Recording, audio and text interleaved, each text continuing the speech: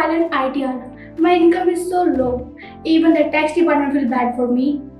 Are you one of them? Not in the tax lab. You should still file the nil income tax return. Here's why. If your income is below the taxable limit, filing the income tax return offers you several advantages.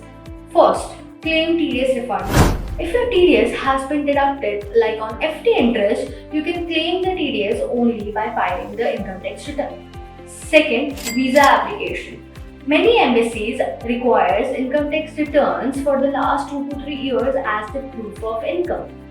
Third, loan approvals. Banks often ask for the income tax return as the income proof even for the personal loan, home loans and vehicle loans. Fourth, carry forward losses. Filing income tax returns allows you to carry forward your business and capital losses that can be set off against the future income. Fifth, proof of income. Even if not taxable, income tax return is an official proof of income for freelancers, students, and homemakers with investment.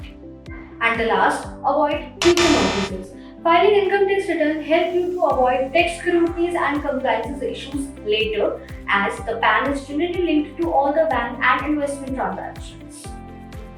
So, filing a nil return is a smart financial move. It keeps your record clean and opens up the future opportunities.